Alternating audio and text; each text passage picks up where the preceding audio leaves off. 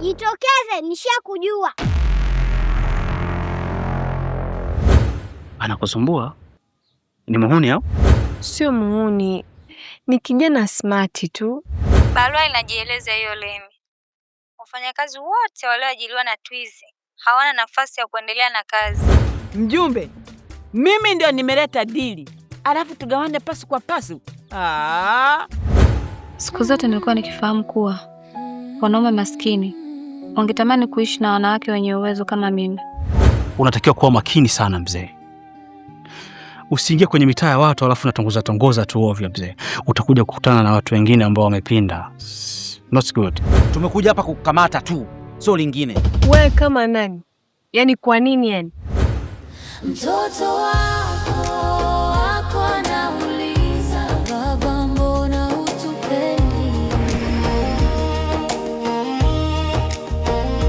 Mtoto wako anauliza, baba mbona hutujali?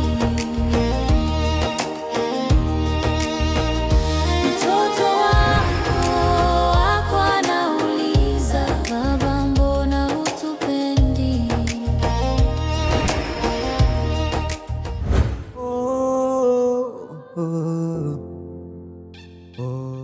Binti, tumekukamata kwa sababu unafanya biashara tofauti na kinyume na sheria, taratibu za kanuni za nchi. Si umenielewa?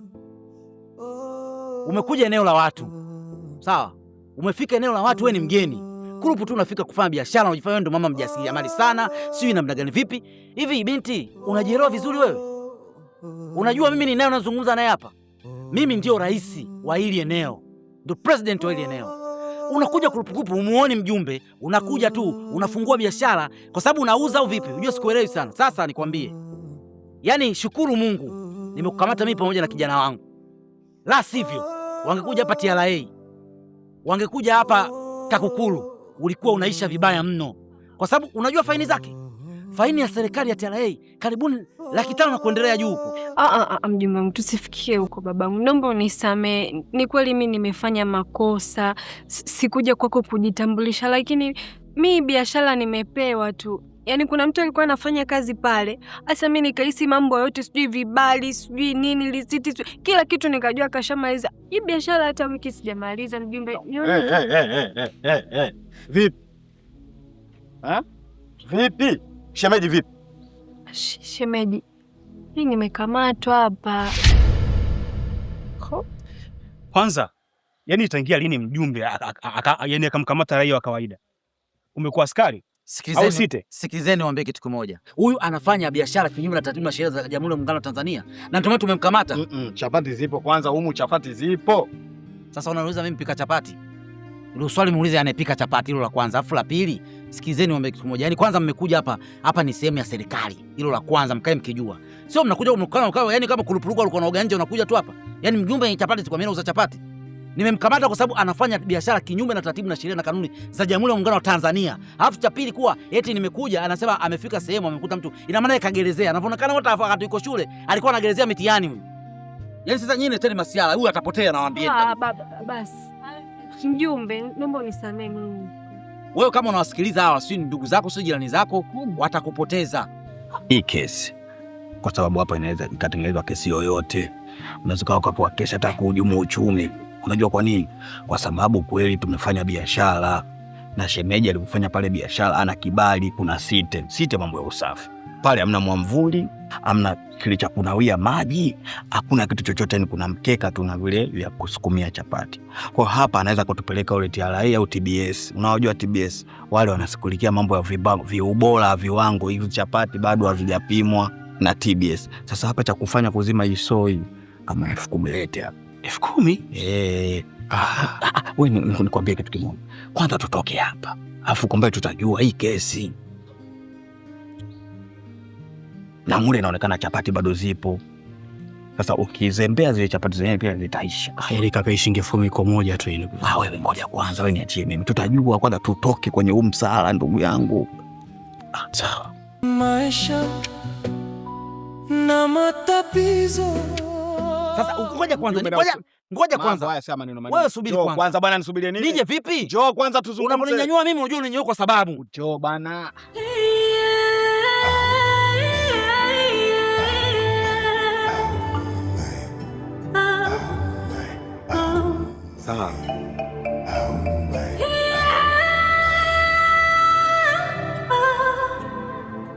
Sema kwenye maisha binadamu anakosea na makosa yapo. Kwa hiyo hilo ni first kosa.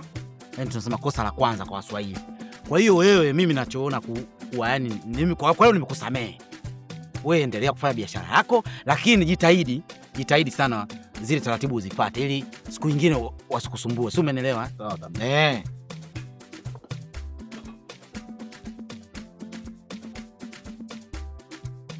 Asante sana mjumbe. Sasa wewe tulia. Hata chapati mbili tu tutani tukawili hapa. Hata ulo. Maana chapati zote kaondoka nazo, hata kutuachia hata mbili. Sasa na wewe wakati nakutuma kazi, utakiwa kabla mzigo hujafika hapa, uchomoe hata mbili. Kiongozi. Unaona hapa kurupu mambo yenyewe yameingiliana, hatujaelewa kimefanyika nini. Wewe umeenda kuongea nini kwa? Baba. Hivi Joy, wewe unawezaje kuishi kwenye mtaa? Maana mimi tangia nizaliwe sijawahi kuona eti mjumbe anashughulika sijui na mambo ya kukamata watu kisa makosa madogo madogo kama hayo ya mimi kupika barabarani. Mimi najua hilo ni jukumu la Site. Kwanza pole.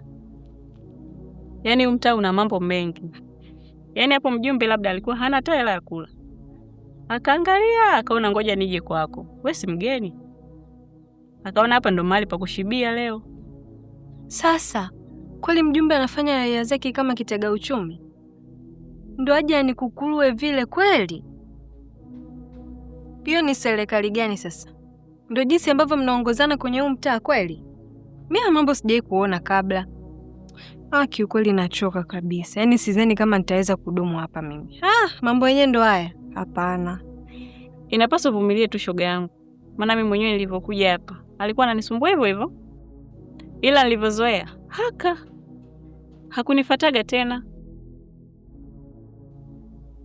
Sio maisha. Yaani huo si uongozi mzuri kabisa. Sio. Yaani bora hata angekuja akaniambia wewe ni raia wangu. Mimi leo sielewi. Si ningemuelewa tu nikampa kama ni chapati 3 au ngapi. Kulikoni kuniharibia biashara. Mimi nimepoteza wateja wangapi muda ule? Nimekwazika sana. Mimi siwezi kuvumilia. Shoga yangu inabidi tu uvumilie. Kama amekufuata leo, hatakufuata tena.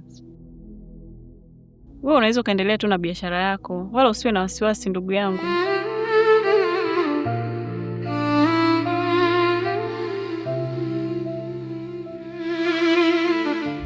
Sasa kwa nini hujampa huyu mtoto hii hela nilokuambia? Wewe utaratibu unaujua bwana. Dalali akikupeleka katika chumba, upende usipende lazima umpe kipato mwendo. Acha ubabaifu bwana. Wewe naye bwana unakuwa kama bwege wewe, Mimi nimekupa mteja. Nenda, chumba apende asipende, unatakiwa akupe kipato mwendo. Hii ni ofisi ujue. Sasa mimi nimempeleka pale mteja, sawa? Ameona kile chumba, amesema haja kipenda. Mimi ningemlazimisha, si ndio? Yani sijawahi kufundisha mtu kazi mwenye kichwa kigumu kama wewe rafiki yangu. Eti hajapenda, unatakiwa akupe kipato mwendo 5,000. Sasa hata kama ni kazi na changamoto bro. Zipi tena? Nafanyaje kwenye nini? Najisema dada. We Masai, we Masai mtatu. Tulia. Wewe unajitumia madaraka, si ndio? Eleza mada yako nikuelewe, kuna shida gani? Wewe umeenda kule, nimechukua mtu amepanga. Wewe nasunguluka, naenda kuchukua mwingine, naenda kumupangisa mule. Ndo inaelewe sana hivyo? Limekuchoma Limekuchoma, si ndio? So, wewe tulia kwanza, hebu simama kama moja kwanza. Wewe nisikilize mimi hapa. Wewe sinilese moja. Wewe nisikueleze nini? Sinilese moja. Nakwambia hivi, nisikilize. Wewe si ndio ulipeleka kule mpangaji, umeenda kumzunguka eti amenizunguka mimi, kapeleka mpangaji kala hela peke yake. Na mimi nikakukomesha. Ina uhakika kama nakula hela? Sasa inajulisha nini kama mimi nakula hela? Iko wapi? Hela miti, hela na. Wewe siku 3. Sikiliza ikueleze. Hii simu na utu naelewana, iende ikapeleke mtu ile kwa mdogo, isipeleke kwa mkubwa, ile mdogo ndio itapelekea mkubwa. Huyu nachukua hela ile, eti mimi ananisunguluka nampeleka mpangaji mwingine. Wewe ni tapeli Masai. Nisikilize nikwambie, Masai wewe ni tapeli. Huyu bwana baba mwenye nyumba alituambia tudili na mdogo. mdogo wake. Hela mimi ngoja basi na mimi sinapeleka huko unaona payuka. Wewe unataka kufanya nini? Yaani huyu mimi bora ningemwacha afuge ng'ombe tu. Bro, msiwe basi msiete kelele. Yaani wewe mimi ningekuacha unafuga ng'ombe tu. Kukuleta hapa kijani kwa shida rafiki yangu. Unataka kila siku tuende kugombana, si ndio? Wewe bwana mtata unalo. Wewe usiseme mtata. Wewe mtata. Wewe natumia akili mkononi. Natumia akili mkononi. Inachukua hela zangu, inachukua hela za wapi? Yaani huyu najuta kumleta, ningemwacha afuge ng'ombe huko huko. Sasa jamani, mimi unajua mimi sielewi mambo. Hii inanijia hela yangu, haki ya Mungu. Hela gani? Hela gani? Wewe umechukua hela ya udalali, kala peke yake. Na mimi chumba kile nimempeleka mtu sasa kwa mwenye nyumba mwenyewe. Isikilize. Sawa, moto ni moto tu. Sawa. Isikilize nikwambie. Tiza na mimi. Hivi kitu ambacho kinafanya mgombani hapa ni kitu gani kwa mfano? Huyu ndio mtata kanizunguka na mimi nimemfanya ushenzi. Usiniambie mimi mtata. Wewe mtata. Usiniambie mtata akati kila kitu naelewa. Hela si napeleka kwa mdogo mtu. Huyu kachukua mtu kamuingiza mula, anasema na musulumu, nataka kumusulumu. Mimi nataka kuisulumu, ni kusulumu wewe. Hela iko wapi? Hela hivyo. Iko wapi sasa? Toa hapo sasa hivi afu uone. We dalali, ni bora nimekukuta leo. Hivi kwa nini mimi unanipangisha chumba alafu kuna mtu mwingine? Nisikilize kueleze. Nisikize nini ninachotaja hela yangu? Yaani mimi unanichukulia hela alafu chumba unaenda kupangisha? Ngoja nikueleze. Chumba ipo pale pale, utapata chumba yako. Sawa Unachukua chumba yako na unaenda unakaa. Wewe si nani amini mimi? Kwa sasa hivi chumba nimegaidi, nahitaji hela yangu katafute kwingine. Naomba hela yangu, msitaki mizunguko. Fanya hivyo dadangu. Wewe acha kujichekesha, lipa. Dada nisikilize. Akupe hela yako huyo. Wewe si ushatoa hela, unapata chumba chenye sifa kile. Chumba napata. Mimi madalali ndio mulivyo. Hakuna acha kuchafua bwana, madalali ndio ilipo nini? Ndio mlivyo, mna kazi ya kukaa kwa tapeli wenzenu. Tukutapeli dada, chumba utapata au sio bwana? Chumba tayari napata. Sasa dada, hapo unapozungumzia madalali please usiniweke ni hao wawili. Sikiliza ikwambie. Sikiliza ikwambie. Inakuaje ndugu yangu? Kama kawa. Subiri kwani malize kesi hapa, tutazungumza. Wewe chumba bwana hapa utapata. Huyu kafanya ushenzi na mimi nimemfanya ushenzi. Wewe mimi nitakachokufanya pale, sikiliza. Yule mwenye ile nyumba mimi hapa ndo ananiamini mimi mwenye nyumba. Huyu nimempeleka mimi pale. Sasa eti kamezunguka kala hela udalali peke yake. Hela kolo mpa huyu hajanipa hata 100. Mimi nimepeleka mpangaji mwingine juu kwa juu, mzee ule tumeandikishana fresh. Ngoja wewe. Ngoja niongee na mteja basi. Ikitaka kurekebisha mtu. Sio eti nakuja kuchungumza mala sijui nampeleka yote na kuja. Kwa hiyo mmenitapeli si ndio? Hapo kana kupata. Kutapeli hujatapeliwa. Sisi ni wadalali waaminifu, madalali waaminifu. Kutapeli wewe. Mmasai wewe ni tapeli, naomba hela yangu. Ngoja kwanza dada. Tunataka unijue. Dada. Lakini kilisha watu please. Sawa vuruga. Sawa sikia. Unaona unijui na wewe unijui. Unaona unasikia. Kwa hela yangu mnakula wote si ndio? Acha na Masai utakuwa. Nyie madalali matapeli. Masai. Alafu huyu anakuja kumgonga eti ananiambia mimi tapeli. Wewe tapeli. Anajisikilisia eti na nikunja hapa. Mimi nikiamua kumfanyia jambo, halafu wewe, yaani huko mnaenda mnazurumu afu mnakuja tena hapa mnaletea gomvi mmeskani tena.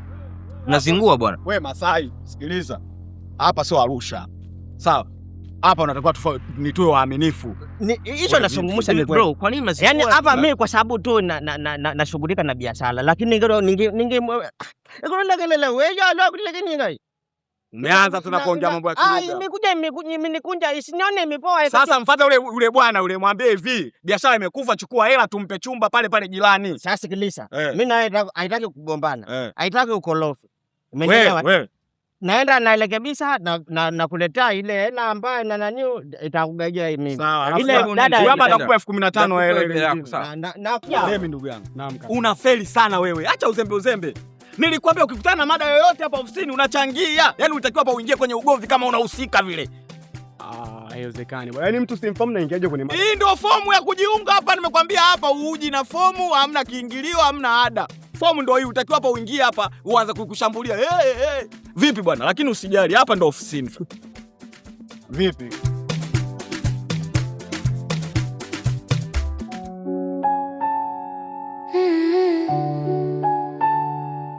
Ndugu yangu, nimekuja kukuona. Na hii ni kwa sababu ya situation ya jana. Ulikuwa na maana gani kuchukua pesa na kumkabidhi mjumbe? Na wakati mimi nafahamu kabisa kama hilo ni jukumu la Site. Tangia lini mjumbe akawa anahusika na masuala kwa kukamata watu mtaani? Au nini manako? Nisikilize tu hizi. Mimi nilichokifanya najua maana yake. Unajua sisi tulikuwa tumeshakosea sheria na taratibu za mtaa wote ule au sehemu yoyote ile, mgeni anapohamia lazima taarifa mwenyeji upeleke kwa mjumbe. Okay. Sasa kipindi wewe unakuja pale na familia yako, mimi sikwenda kutoa taarifa kwa mjumbe. Na mjumbe ndiyo mtu mwenye nguvu hapa mtaani. Anaweza kukusingizia kitu chochote kile. Na hata shemeji alivyokuwa anataka kufanya pale biashara, hajafanya biashara kwenye eneo lako, lile ni eneo pia lina watu. Ukumbuke huyo mtu mwenye lile eneo na mjumbe wanafahamiana. Lakini bado pale hakujaandaliwa kama mazingira ya kufanya biashara. Hakukuwa na mwamvuli pale, hakuna maji ya moto, hakuna kitu chochote. Sasa je, mfano angeamua yeye kulipeleka hili jambo mbele labda kwa mtendaji, uone kama tungetoa hela nyingi sana. Kwa nilichofanya mimi ni kusaidia kwanza tuondokane na ile buguza kwa haraka. Mimi najua mjumbe wangu alivyo, ana tamaa sana ya hela. Kwa hapa tushamziba mdomo. Kwa hapa sasa ni kujipanga. Ina maana yeye pia sasa hivi atakuwa ni muoga wa kumfanyia yule fujo kwa sababu tayari kashakula rushwa. Anaogopa siri itafanya nini? Itavuja. Kwa ndo maana nikaona tutumie ile busara pale tuondoke. Mimi mwenyewe lile 10 limeniuma sana leo ndugu yangu. Kipindi nakwambia unipe 10, mimi pale sina hata 100. Sina hata 100, lakini nimeamua kumpa yeye ili kwanza tupate vile vifaa vya nani? Vya shemeji. Vitu vyake vile, vitu vyenye kazima. Lakini pili, zile chapati za moto kabisa, Twiz, unaziachaje pale? Ile ni hasara. Sasa hivi nimekuelewa. Basi sawa, nilisema nilifuatilia hili swala pia niweze kulifahamu kwa sababu wewe ndo mwenyeji bwana.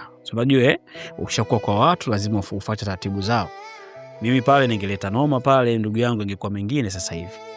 Lakini kwa sababu ushanielewesha, basi hakuna shida yoyote ambayo itakayoendelea kati yetu. Nikupe angalizo. Si hayo tu yatakayotokea hapa mtaani. Yatatokea mambo mengi sana. Kikubwa ni wewe kuwa mvumilivu. Unajua huku sio kama kule ambapo wewe ulikuwa ukiishi. Kila mtu na jambo lake. Huku watu wanaishi kijamaa. Huku ni Changanyikeni kaka. Huku ni Uswahilini, heka haziishi. Leo litakuwa la mjumbe, kesho la bibi sijui nani umemgonga, kesho kutwa si utaambiwa yule demu umemtaka wewe, kesho kutwa si utamsikia. Yaani mambo matatizo, bado hamjaanza kuibiana nguo za kuanika, mara sidili ya mkewa ipo kule. Yaani matatizo yatatokea mengi, vumilia. Siku utajikuta umeanika boxer inatolewa kwenye chumba cha jirani. Akajifanya nilijua ya kwangu. Wewe mwanamke tokea lini ukavaa boxer? Hizo zote ni fitina tu, zitatokea hapa mtaani. Vumilia. Pia kaa na shemeji, mpange vizuri, mwambie avumilie, hizi ni changamoto. Kweli ana rangi ya mtume, lakini huko alipokuja huko Changanyikeni. Bwana, mimi nitajitahidi kuongea naye, na kwa sababu ndo maisha ambayo tumeamua kuishi kwa sasa, tutavumilia changamoto yote ambayo itakuja mbele yetu. Vizuri sana. Mimi mwenyewe mpaka hapo umenisajabisha. Wewe kuuza maziwa kwa ile. Mzee wa zote shule. Unauza maziwa kama sio wewe. Maisha kaka. Alafu unayapenda.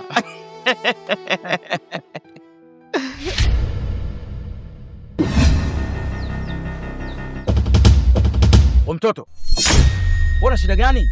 Hivi unanijua mimi vizuri? Mimi sio mtu wa mchezo, umeelewa? Mimi ni mtu mbaya. Angalia masikio yako toki skubidu. Angalia na kipala utafikiri mwali umetoka mkoleni. Wewe mtoto usinichezee na usinitafutie. Utakostimu tu. Wewe una shida gani? Yaani naenda kushoto unakuja, kulia unakuja, kati unakuja. Unanijaribu wewe. Mimi mtu hatari wewe. Sicheze na vitoto vidogo. Toka hapa nipite. Hivi wewe mjumbe, umechaguliwa na serikali uwasaidie wananchi wako au wanyonye?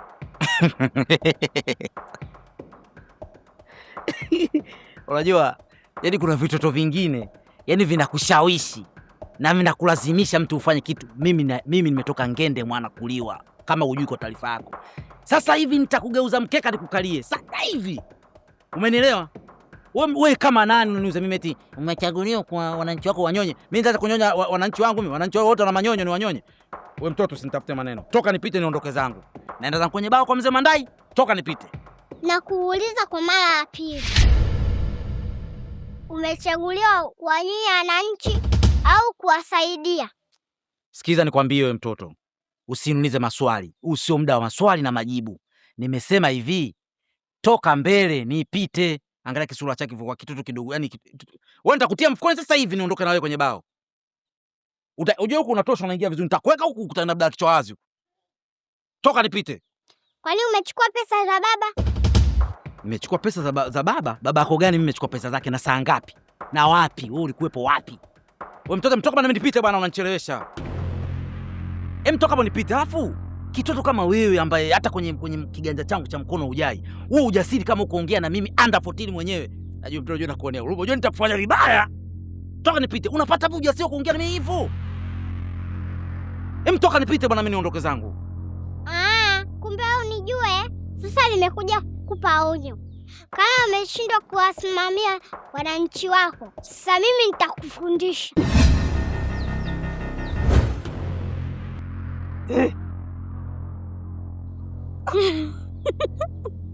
Mtoto unacheka nini sasa? Unafanya kitu gani? Unafanya nini? Wewe Amanda, njoo Amanda. Njoo. Bora ugali mahade kwenye furaha kuliko mainitende kwenye majanga. Kuanza moja moja ni kheri kuliko viojaoja na nyingi shari. Tadunduliza kidogo kidogo, maisha yaende nikiwa mawe, sina msongo wala vipenjere. Baba yoyo mwenzio ndo nishakufa hivyo, na siwazi kwenda mbali na wewe, na kupenda hivyo hivyo. Bora ugali mahade kwenye furaha kuliko mainitende kwenye majanga. Vumilia kipenzi, yatapita matatizo, na kupenda lazizi. Tukikosa leo tutapata kesho.